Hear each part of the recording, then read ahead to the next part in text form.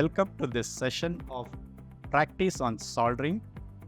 Let us begin with session. On completion of this exercise, the trainee shall be able to prepare crimping joints with connectors, solder the cable lugs by using blow lamp, solder the cables by using soldering iron. The tools or instruments required are a trainee's toolkit, a crimping plier, a blow lamp, a tong, a combination plier. Solder as required.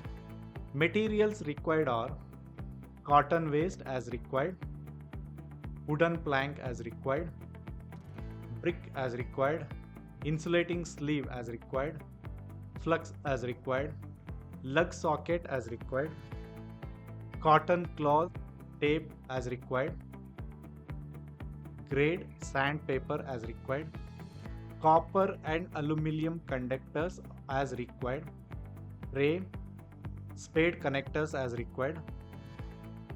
Let us start the procedure.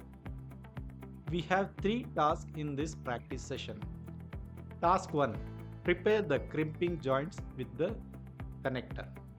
Task 2. Solder the cable lugs by using a blow lamp. Task 3. Solder the cable by using soldering Iron.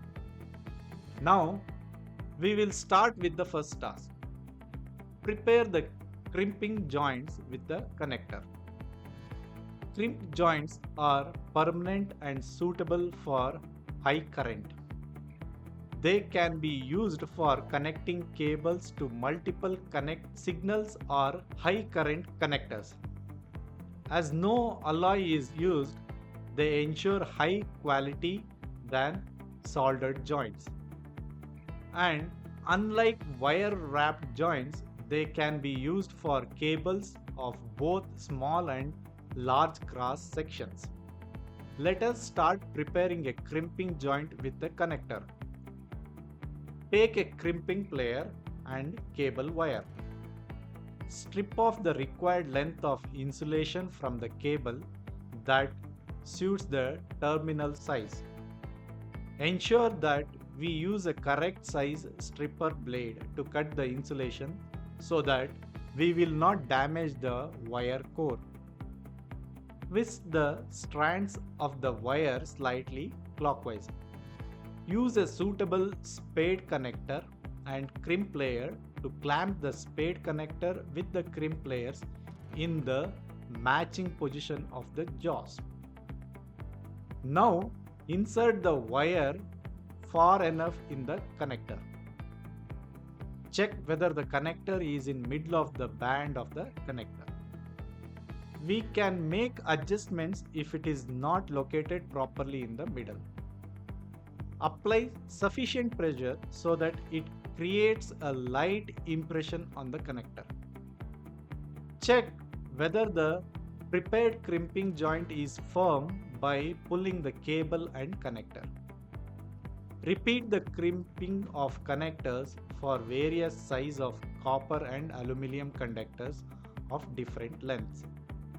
Now, let us know how to solder the cable lugs using a blow lamp. Let us start with soldering a lug to a copper conductor. Clean the inner surface of the cable lug using 0 grade sandpaper and remove the dirt particles. Put the cable lug to one end of the cable. Now mark the cable according to the depth of the cable lug. Add about 2 mm extra to the marking. Remove the insulation using a plier from the cable and clean the strands. Use a copper crimping tool size to avoid damage to the strands of the cable while skinning. Wrap a cloth tape on the insulation of the cable to the length of 30 mm and wet it with water. Use minimum water to wet the cloth. Make sure that the clothing should not start dripping water. Light the blow lamp and wait till it emits a blue flame. Apply a thin coat of flux to the cable end. Thin the end of the cable by keeping the blow lamp on the solder stick and letting the melted solder fall on the end of the bar stradded cable. Put a clean tray under the end of the wire to collect the extra solder. Apply a small quantity of flux inside the lug socket. Tin the lug by melting the solder stick to fill the socket and collect the excess molten solder in the tray. Apply some flux to the cable end and socket interior again. Fill up the socket of the lug with the molten solder. Monitor the blow lamp flames on the socket. Insert the cable in the socket and hold the cable vertically. Remove the blow lamp and hold the cable and socket without shaking. Remove the extra solder from the lug and the cable by wiping with a piece of cotton cloth while the solder is still hot. Continue to hold the cable and lug until the solder solidifies. Now, let us know how to solder the cable using soldering iron. To begin, clean the copper strands which needs to be joined and get the copper face free from sulfate. Insert the wire end. Connect a 1000 watt by 220 volt soldering iron to an AC source. Keep the iron on a brick. Do not overheat the iron. Overheating would impair wetting of iron. Wetting means coating soldering iron with solder. Solder the end with clamp face using molten solder.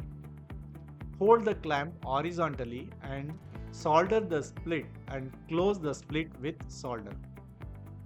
Hold the clamp as shown and solder around the cable without melting the insulating sleeve. Wound the insulation material with a wet cloth near the soldering end to prevent melting.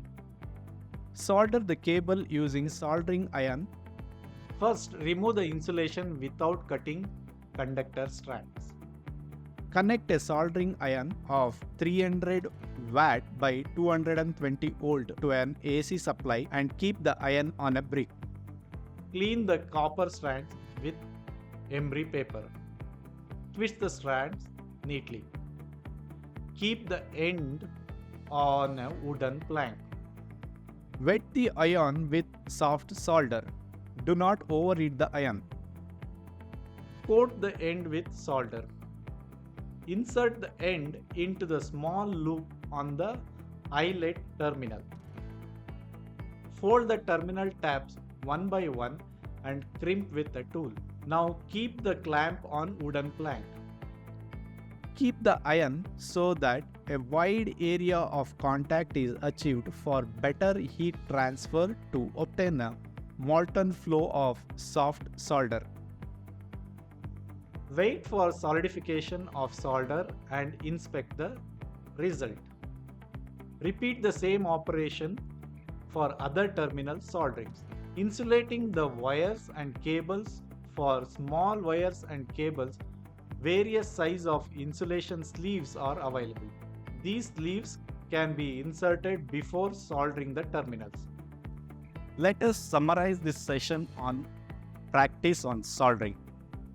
The module involves teaching how to perform soldering tasks using different tools and techniques. It covers topics such as repairing crimping joints with connectors, soldering cable lugs using a blow lamp, and soldering cables using a Soldering iron.